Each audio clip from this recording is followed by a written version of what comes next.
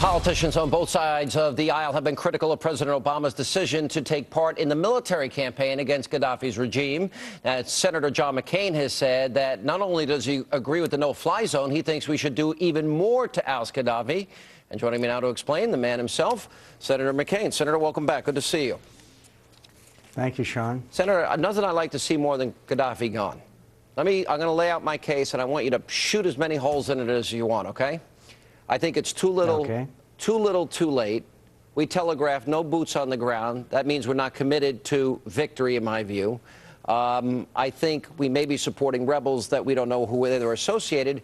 He said at different times we have heard the goal is to remove Gaddafi, not to remove Gaddafi. Then we hear we're going to build a democracy, a nation build. Then we're not going to do that. And now we leave, you know, because he doesn't want to have the political fallout of actually finishing the job. I think if that's the case, I don't know why we started this in the first place. Well, first of all, I think we need to finish the job. The reason why wars are waged is to achieve political objectives. The people of Libya rose up against one of the most brutal thugs in the world, a person who has the blood of Americans on his hands because he bombed Pan Am 103 and has committed other acts of terror throughout the Arab world, and would clearly be intent on continuing that if he stayed in power.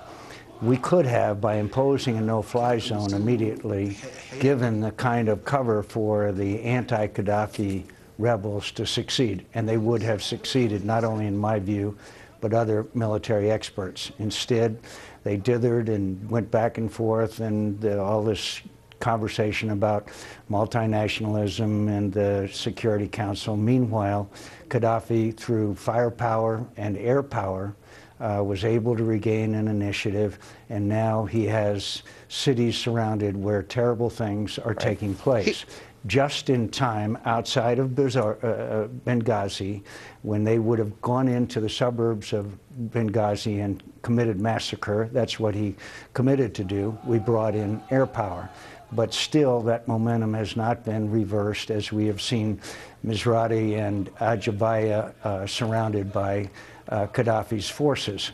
And now I think that we can, through humanitarian assistance, I think by providing arms and some intelligence and other things to the anti-Gaddafi forces, Senator, that they can succeed. Senator, I was with you. Early on, you called and you were asking that we expand the mission, that we have a surge. You were right. I give you 100% credit. Here is the problem. This president dithered for 6 months on Afghanistan, wouldn't support the students in Iran in 2009. He supported Mubarak, then he was neutral, and then he shifted away from Mubarak. Here's the problem. I mean, Hillary disagrees with Mullins, and Gates disagrees with Hillary, and Obama has shifted his opinion. Gaddafi's got to go, not got to go. I don't have confidence in him. This policy is incoherent. He seems to be too little, too late, ill-advised, and doesn't have the political or moral courage to do this right. Tell me where I'm wrong.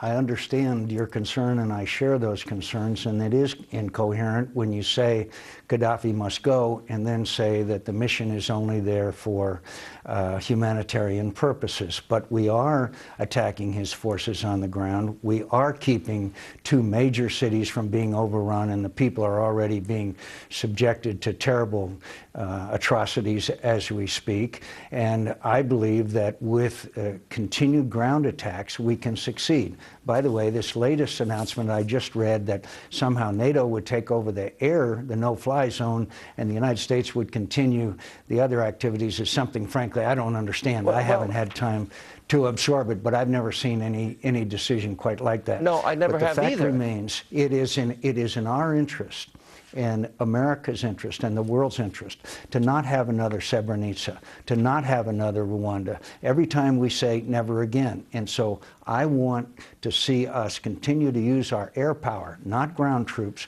but air power, which would, I think, have a significant effect still on the battlefield, that along with equipment and other assistance. With NATO split, and literally NATO allies abandoning the effort, the president not acknowledging this is war, it's some kinetic military action, and if the humanitarian rationale that they're offering. You're right. It should have existed for Rwanda and a whole series of other countries. But, you know, does that mean there's human rights violations, humanitarian concerns in China, in Russia, in Iran, in Bahrain, in Yemen, in Saudi Arabia, you know, Lebanon?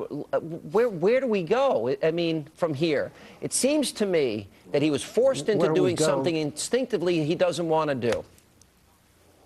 I'm sure that instinctively he doesn't want to do it, but the fact is but he's pulling out. The people of Libya were being massacred. And by the way, you haven't seen a single anti-U.S. demonstration in the Arab world. The Arab League has not reversed their position. The UAE is sending 12 aircraft. Qatar is already sending some airplanes. So if we allow the people of Libya to be massacred, I'm going to be on this program 6 months from now saying we never again. And I believe that American military power in the air and with other kinds of assistance, they can still prevail, Senator, despite the dithering back and forth Senator, that has been going on. If he doesn't say that we've got to remove Gaddafi, which they flipped and flopped on, and if they never talk about victory or define success or talk about an exit strategy or telegraph no boots on the ground, he is not committed to it. And I think it's unfair for our military. But yeah, and there's all these other countries that a lot of slaughters are going on as well.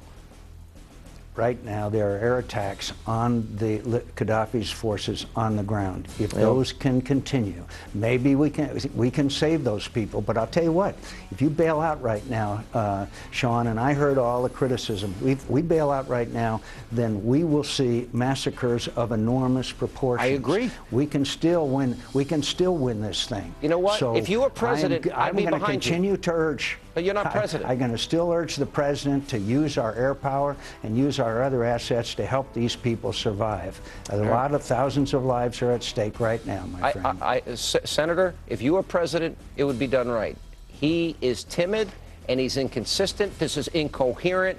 And frankly, it's unforgivable because he's the commander-in-chief. It ought not be handed off to France and Great Britain and NATO and some French, you know, policy wonk group to decide. I'm very concerned about where this is headed.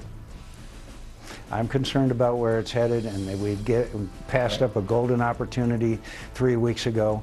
But in my view, I still believe we can salvage this situation, and I'm greatly fear that so many people will be killed and tortured by this brutal dictator who has American blood on his hands. Senator, that'll be a very serious thing. We can succeed still. Maybe they should have a meeting and first get their story straight and their goals straight. But Senator, good to see you. Thanks for being with us. I wish they would. And when we come back, we'll debate the Reverend Al Sharpton straight ahead.